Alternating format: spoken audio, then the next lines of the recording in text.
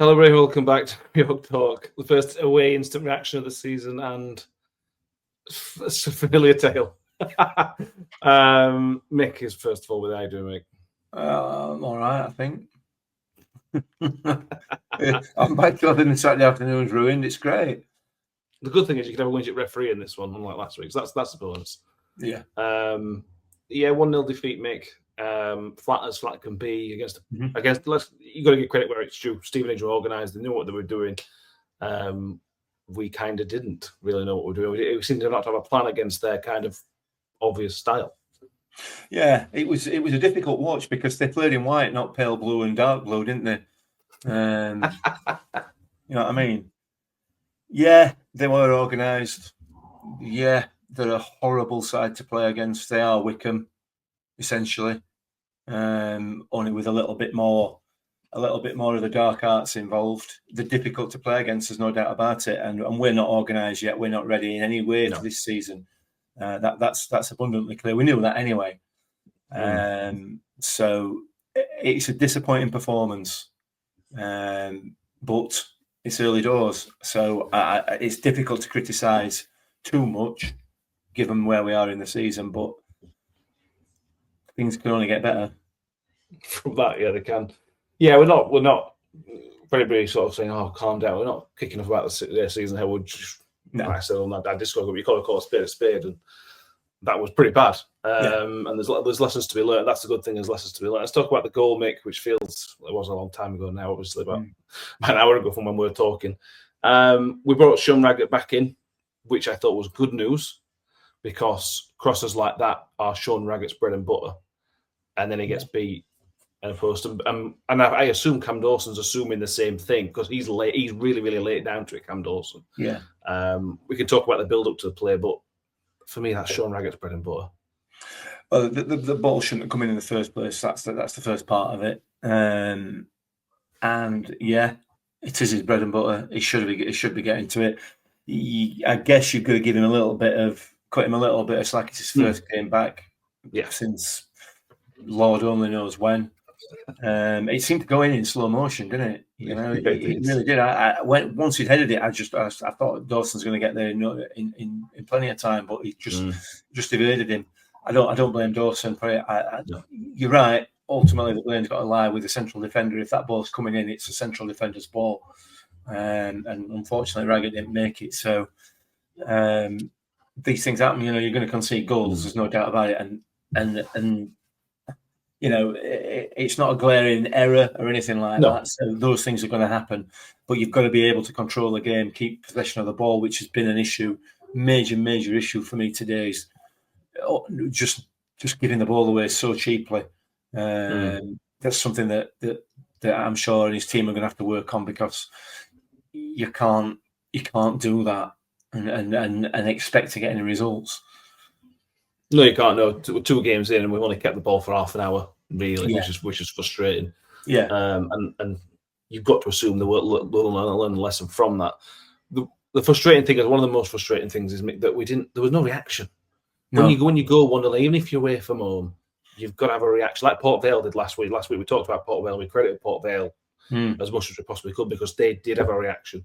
Their manager got into them at half time and they came out a different side. We didn't react to the goal instantly. We didn't react at half time. The substitutions had minimal impact, if any. Where's the reaction to this? It's again, it's game 2. I'm not getting carried away, but you've got to react better than that when you go behind. Yeah, you have. But we were never able to control the game, were we? They played us like a fiddle, and they played everything like a fiddle. They played the referee like a fiddle. They absolutely nailed it. But yeah, you're right. I mean, maybe arguably the last 15 minutes or so, we got a foothold in the game and we started to play a little bit of decent stuff. But realistically, we didn't create a great deal, if anything. So a lot of work to do. There's a lot of work to do. There's a lot of potential in this squad. We've said that right from the start, and I'll be standing by that come October, November as well. You know, it's definitely there. But as I'm sure said, there's a lot of work to be done. A lot of work to be done in that performance today, and the performance in second half against Port Vale certainly bears that out. Yeah, I think maybe to give us a little bit of let off a little bit, one of the types of teams you don't want to play at the stage we're at is a team that plays like that. Yeah, because even if you're we saw under Warner, even if you're kind of at the peak of your powers against that Wycombe team, it was still very, very difficult for us. That style is our kryptonite, really. And I don't think there'll be many teams in this league that do it as well, probably as well as Stevenage. I think they just did it very, very well.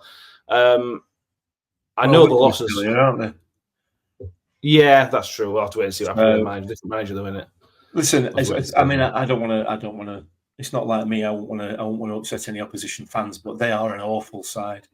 They are an absolutely awful side to play against. Well, they are play against. To watch. As well. You know, okay. It's dreadful. It's horrible. And they're throwing themselves about, constantly throwing themselves about. Some of the free kicks that were given today just blew my mind.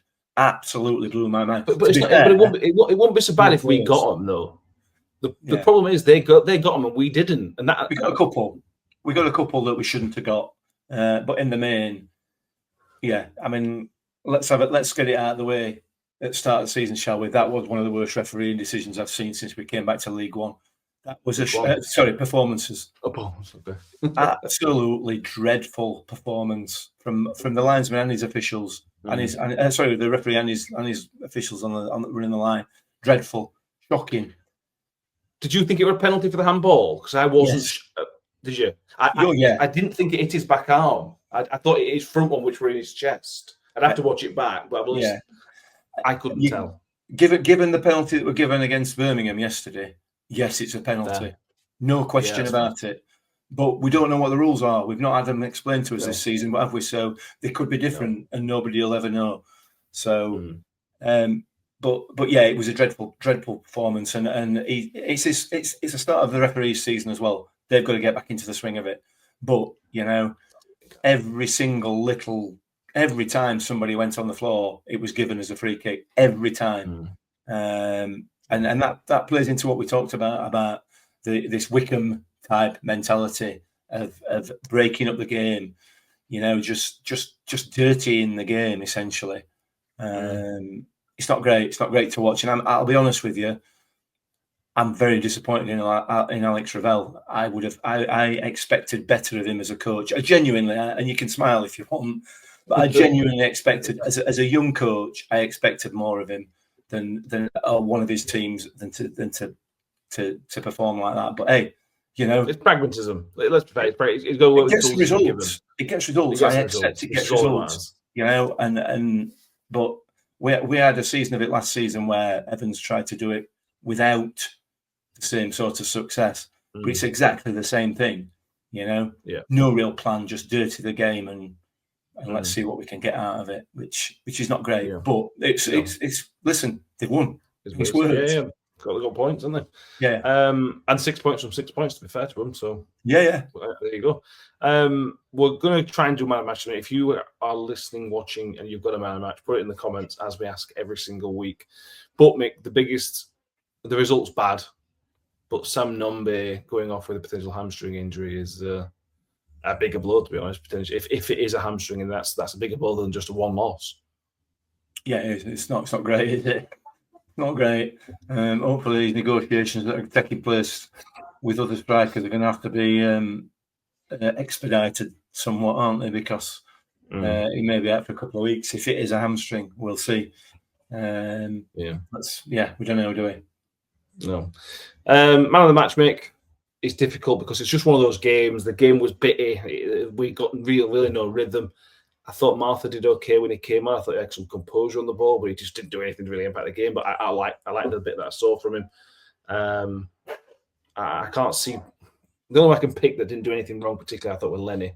He headed and kicked it pretty well. He moved it around pretty well.